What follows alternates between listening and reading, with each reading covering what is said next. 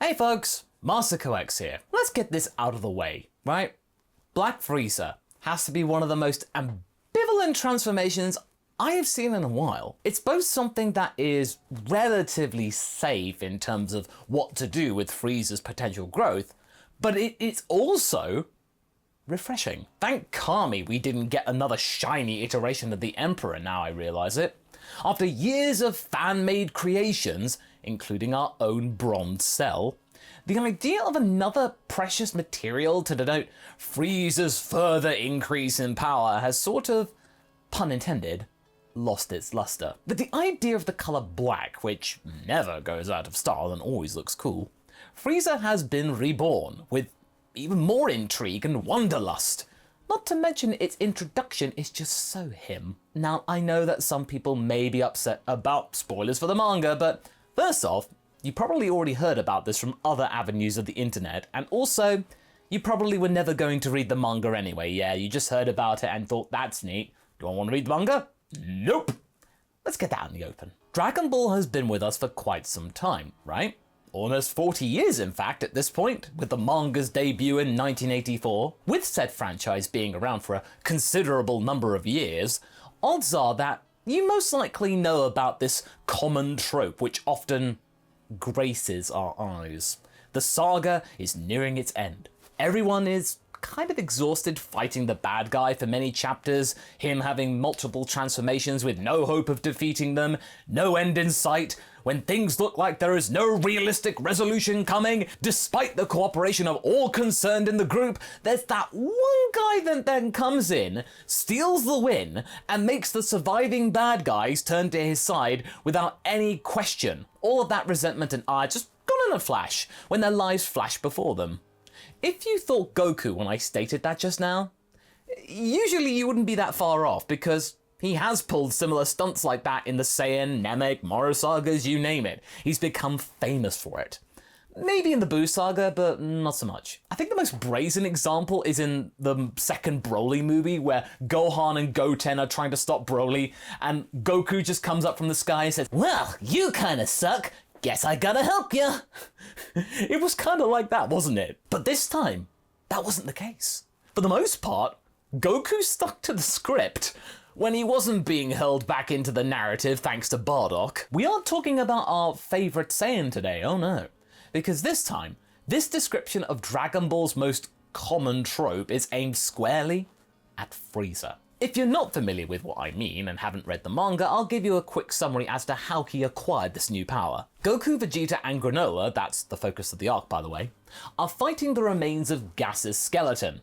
That's one of the baddies, with things looking incredibly desperate and dire, and pretty badass too from the illustrations. Like seriously, you gotta look at them, it's like, whoa, you're not gonna get that in the anime. Just then, Freeza shows up, I'll spare you from the usual trope this time, and within a few pages takes out Gas, in his final form by the way, then his brother Elec, and then shows off his new power to the monkeys, doesn't elaborate and leaves, with Oil and Maki in tow, Gas's siblings. Then the end of the arc just sort of carries on like Freeza never showed up or anything like that.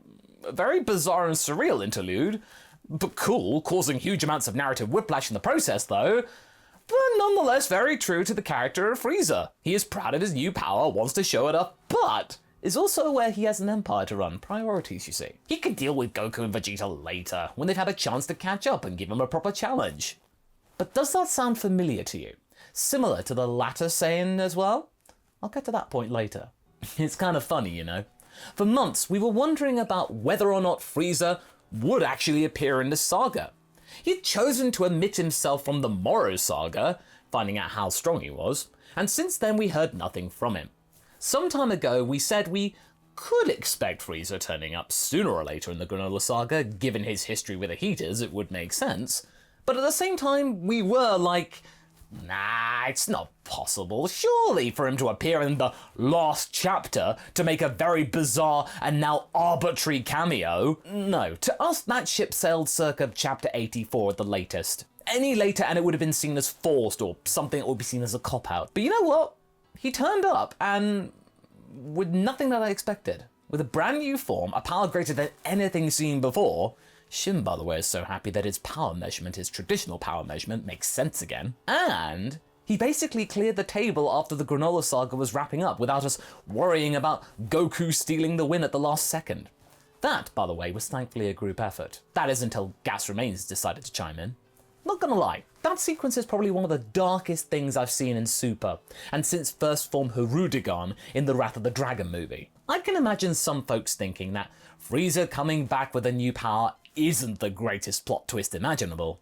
And he would be right in some ways. It's not like we weren't expecting Freeza to attain a new power after what went down in Broly. We thought he would get it eventually. Vegeta was warning us about that by Gogeta letting Freeza go at the end of the Broly movie, it would spell doom for millions or billions.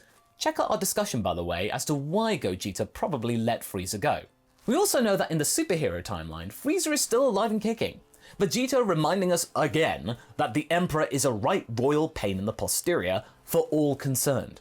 Hence why Broly and co. were whisked to Beerus's planet to avoid detection. And while the movies and the manga might be their own beasts, it is clear that Toriyama had plans for the character, Freeza, regardless of the medium that it would wind up in his ideas, but allowed Toyotaro to have that moment of awesomeness in the end, at the end of the chapter in which to debut said power. Still though, something tells us that the next big battle might be seen in an animated form, coordinated by the main author himself. But irrespective of that, right now, Freeza is currently stronger than both Goku and Vegeta, probably combined. He is the strongest in the universe. Gas and Granola do not come close, all because of a little technicality. He was not in the universe at the time when the wishes on Torombo were made, and so therefore wasn't taken into the dragon's consideration. So therefore, Freeza is the top dog because he was absent. It's so Dragon Ball, I love it. Whis might have been cryptic about whether or not the Oracle Fish really meant that Freeza would eventually become the strongest, or whether he really meant Granola at the time, or might it be someone else that we haven't seen yet? Maybe it was Monaca all along. But that doesn't matter for the moment. What does matter in the here and now is that, for the first time in what seems like forever, we finally have some sort of consequences befalling our heroes in Dragon Ball, yeah! Gogeta letting Freeza go led to Black Frieza, and yet another headache for the Dragon team that could have easily been avoided. Or if you want to go back even further, Whis' gift of life to the tyrant, no matter how neutral it was intended to be, led to consequences for all.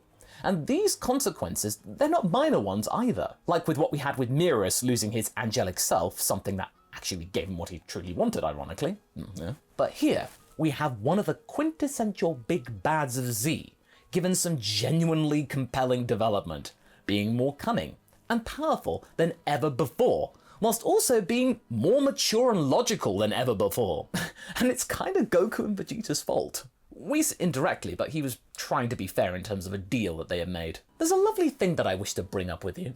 Something that I think will show Freeza in a whole other light. Just like with Goku's victory over Vegeta, and how that shaped the prince for decades to come. Frieza's defeat at the hands of Goku, then Trunks, then Vegeta, has notably started to leave a lasting impression on the Space Emperor, whether he likes it or not, or whether he's even aware of this change going on. Freeza is now more Saiyan than ever before. He has become, in a manner of speaking, everything that he ever hated. A filthy monkey. It was by no means a sudden change in his mood. This was a more gradual process.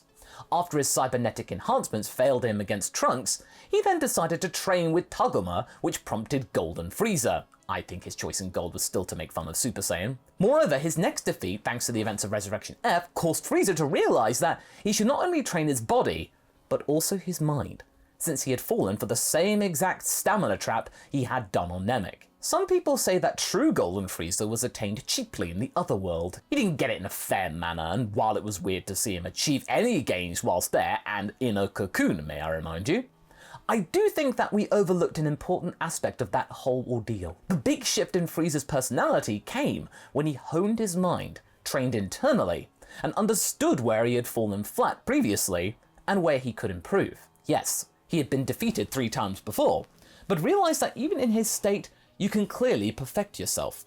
The biggest thing that I think most people might have overlooked actually is when he noped out of the Moro saga. Instead of just ignoring it, Frieza took Moro's return on board and chose to do something about it.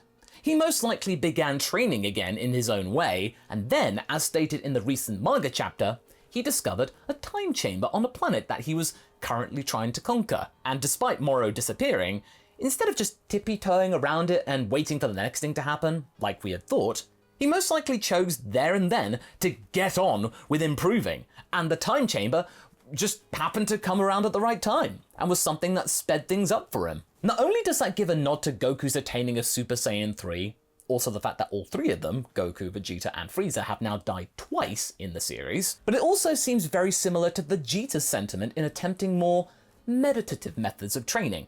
Something that we can even see in Superhero, him wanting to understand more about Jiren's abilities, how he remains calm and yet still an imposing force, absolute strength and all that. Moreover, Freeza doesn't needlessly kill anymore, and is willing to recruit more and more beings to his cause, as well as running his empire in a manner more reminiscent of his father, King Cold. Wow, I never thought I would say Freeza slowly moving ever closer to lawful evil. Very slowly though. Yes, I know he did off Paragus, but that had an actual purpose. There was a reason to release Broly's potential, instead of just doing it because he wanted to. That, and he kinda admired Broly's power, which may indicate that he might actually enjoy being challenged by strong guys now, instead of seeing it as an inconvenience. Another parallel to the Saiyans there. But what we're trying to say is that Freeza is learning and adapting very quickly, just like Goku and Vegeta, using the same methods of his two greatest rivals, and using them against them. He knows that he cannot go at them with another half-baked form anymore, it would never work.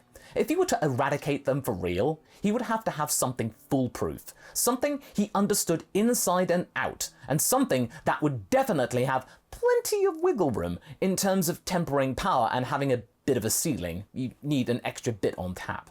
He knows how much cerebral and physical energy it would cost to train your body in the manner that we are now accustomed to in Dragon Ball these days, and he is willing to take the time and effort to do this now. For someone who previously never stained his hands with hard work, he surely enjoys being stronger these days and willing to do the work. And not for nothing, he committed 10 years of his life to become Black Frieza. That's a lot, honestly. More actually than Goku and Vegeta have ever done in one sitting. Also, Frieza knows, and this is quite crucial to his training, that Goku and Vegeta are not proactive heroes. They will never come for him uninvited. He can choose the time and place. They are reactive. Them not choosing to go after Frieza at any moment is their greatest flaw, their undoing, as they don't stop him in his path to power and let him evolve in the background. But see, this is a very fun double-edged sword. As in his latest manga outing, Frieza does exactly the same thing. He could have eliminated Goku and Vegeta there and then, when he had the chance, where he was leagues above them in terms of power. He could have just one-shotted them and be done with them. But he didn't do it. The old Frieza would have done it, but not anymore, because now, this isn't just about killing your enemies. This is his inner Goku talking. This is a game of tag, and currently, the Saiyans are it. They have to catch up. And they will chase each other up to a point where one of them cannot get any more stronger. And you know what? I think at the end of the day, the person that will have the last laugh would be Frieza. Seeing that it is implied that his species live for longer than Saiyans. Goku and Vegeta will pass soon. Frieza, he could live for centuries. But this is Dragon Ball, so yeah, he still probably won't win in the end. But Frieza seems to be no longer interested in offing them at the halfway point. The only thing that can satisfy him right now is a fight to the bitter end. It's ironic that after witnessing two characters wishing for an incredible power and getting it outright, it's Frieza who outshone everyone with his gains that he actually committed to getting. He put in the hard work. It's so cool. You just see Granola and Gas. They just get that power just because they wished for it. In comes Frieza, who put in the ballywell effort and completely wasted them. I'm so awesome. All of that at the end of the day made Frieza the most dangerous opponent Goku or Vegeta have ever had to face or will face. The one who has finally understood how they operate. And credit where credit's due here. But they might not know how Frieza works anymore and how to counter him. And maybe perhaps not even Frieza knows. If you like the idea of Frieza changing his ways, you can check out my epic tale here of Frieza becoming a good guy. Give that a watch, and I shall see you in the next video. Catch you later!